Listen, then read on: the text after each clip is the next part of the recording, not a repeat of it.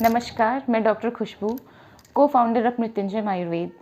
आज आप सबके समक्ष ये बताने वाली हूँ कि मात्र 120 दिनों में पीसीओडी जैसी गंभीर बीमारी को कैसे ठीक किया जा सकता है और ठीक भी ऐसे किया जाए कि वो दोबारा ना हो, उसके रीअकरेंस के चांसेस ना हो। इसको जानने के पहले हम सबसे पहले जानेंगे कि आखिर पीसीओडी होता क्या है। आज ये एक बहुत ही गंभीर व्याधि बन चुकी है। आज के समय में हर 10 में से 7 महिला पीसीओडी से ग्रसित है, पीसीओडी से परेशान है। ये इतनी ज़्यादा गंभीर हो चुकी है कि हर 1 मिनट में 14 करोड़ से भी ज़्यादा लोग इसको गूगल पे सर्च करते हैं। तो आखिर ऐसा क्या है, पीसीओडी हो क्यों रहा है, इसके कारण क्या बनते हैं, इसमें पेशेंट में हमें जो सिम्टम्स होंगे वो क्या दिखेंगे और साथ ही साथ इसको हम 120 दिनों में कैसे ठीक कर सकते हैं। आइए इस वीडियो के ज़रिए हम इसको जानते हैं। तो सबसे पहले हम जानते हैं कि आखिर पीसीओडी होता क्या है। पीसीओडी अर्थात पॉलीसिस्टिक ओवेरियन डिजीज़, जैसा कि ये नाम से ही लग रहा है कि ये ओवेरियन डिजीज़ है, अर्थात ये गर्भाशय की व्याधि है। जबकि ये सिर्फ गर्भाशय की ही नहीं बल्कि इसमें हमारा ब्रेन भी इन्वॉल्व होता है, मेटाबॉलिज्म भी इन्वॉल्व होता है, साथ ही साथ इसमें हमारा रिप्रोडक्टिव सिस्टम भी इन्वॉल्व होता है। अब जानते हैं कि आखिर इसमें हमारा ब्रेन का इन्वॉल्वमेंट होता कैसे है। ब्रेन में स्थित पिट्यूटरी से 2 हार्मोन्स निकलते हैं, एलएच और एफएसएच, और इन दोनों का काम होता है कि हमारे ओव्यूलेशन को प्रॉपर तरीके से कराना। अगर इनकी मात्रा में कोई गड़बड़ी आती है, ये प्रॉपर अमाउंट में ना बनते हों, तो फिर क्या होगा, हमारा ओव्यूलेशन नहीं होगा। अगर ओव्यूलेशन नहीं होगा तो सबसे पहला केस तो पीसीओडी का बनता है।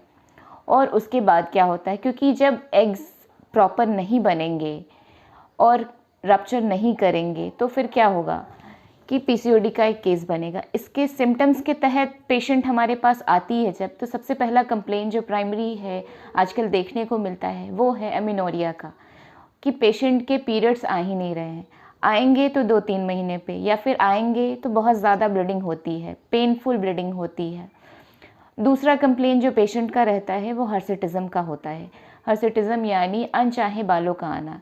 इसके तहत तो एक तरह से कह सकते हैं कि ये एक ऐसी बीमारी है जिसमें स्त्री के अस्तित्व पे ही एक बहुत बड़ा क्वेश्चन मार्क लग जाता है। एंड्रोजन हार्मोन जैसे कि टेस्टोस्टेरोन, ये पुरुषों का हार्मोन होता है जो कि महिलाओं में ज़्यादा मिलने लगता है, और महिलाओं में स्थित हार्मोन जो एस्ट्रोजन होता है वो कम होने लगता है। तो इसके तहत क्या होता है, इसके साइड इफ़ेक्ट्स आने शुरू हो जाते हैं। शरीर पे अनचाहे बाल आने लगेंगे, चेहरे पे, पेट पे, छाती पे अनचाहे बाल आने लगते हैं, चेहरे से एक्सेसिव ऑयल निकलने लगता है, पिंपल्स आने लगते हैं, बर्स्ट आने लगते हैं। तो ये एक कंप्लेंट जो हमें फीमेल्स में देखने को मिलती है। तीसरा जो कारण है वो है इंसुलिन रेजिस्टेंस, जो कि बढ़ता है, जिसके कारण क्या होता है, ग्लाइकोलिसिस का जो प्रोसेस है वो डिस्टर्ब हो जाता है, और फिर शुगर जो है वो फैट में जाके डिपॉजिट होने लगता है, जिसके कारण पेशेंट मोटा होने लगता है, वो ओबेसिटी का भी शिकार हो जाता है। तो एक तरह से हम देख सकते हैं कि अगर 2 तराजू पे, एक पे पीसीओडी को और एक पे ओबेसिटी को रखें, तो ओबेसिटी बढ़ेगी तो पीसीओडी बढ़ेगा, और अगर पीसीओडी बढ़ता है तो ओबेसिटी तो आनी ही आनी है। तो ये कंप्लेन है जो पेशेंट आपके पास लेके आएगी। और आजकल जो एक सबसे बड़ी परेशानी औरतों में देखने को मिल रही है, इनफर्टिलिटी, बच्चा ना होना, वो भी पेशेंट आजकल अधिक केसेस में ये लेके आती हैं कंप्लेन। अब हम जानते हैं कि आखिर ये पीसीओडी होता क्यों है।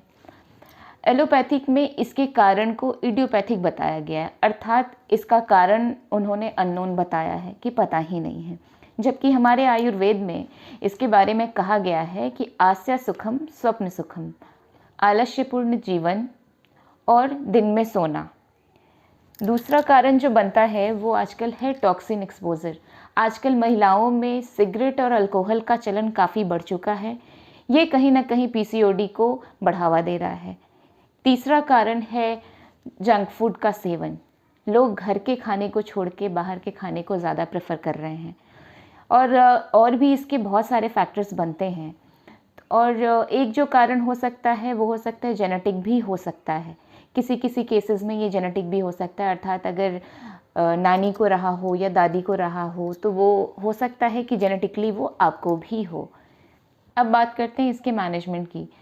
एलोपैथिक ट्रीटमेंट की अगर बात करें तो उसमें कुछ ओसीपीज़, गर्भनिरोधक दवाइयाँ और हार्मोन रिप्लेसमेंट थेरेपी के द्वारा इसका ट्रीटमेंट किया जाता है, जिसमें सिम्प्टोमेटिक रिलीफ तो मिलता है, लेकिन ये ट्रीटमेंट लॉन्ग टर्म के लिए कारगर नहीं होता है, क्योंकि इनफर्टिलिटी तो बनी रहती है। जबकि हमारे आयुर्वेद में इसका कारण और इसका इलाज दोनों बताया गया है। हमारे यहाँ मृत्युंजय आयुर्वेद में लगभग 600 से ऊपर केसेस को ट्रीट करने के बाद हमने पाया कि अमूमन 120 दिनों में ये रोग को हम जड़ से ठीक कर सकते हैं। इसमें किसी ओसीपीज़ या गर्भनिरोधक की ज़रूरत हमें नहीं है।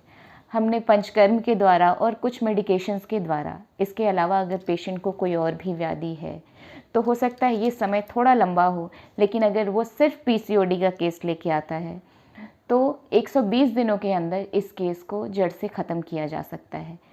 अगर आप भी पीसीओडी जैसी गंभीर बीमारी से ग्रसित हैं या परेशान हैं तो फिर नीचे दिए हुए नंबर पे आप संपर्क कर सकते हैं, आपको जवाब दिया जाएगा।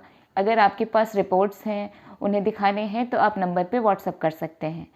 यदि आप पीसीओडी या बांझपन जैसे रोग से परेशान हैं तो नीचे दिए हुए नंबर पे आप हमसे डायरेक्टली संपर्क कर सकते हैं, या इससे रिलेटेड यदि आपके मन में कोई भी सवाल हो, बांझपन से रिलेटेड, पीसीओडी से रिलेटेड कोई भी सवाल हो, तो आप हमें व्हाट्सएप कर सकते हैं या कॉल कर सकते हैं, या यूट्यूब के कमेंट बॉक्स में जाके आप कमेंट कर सकते हैं।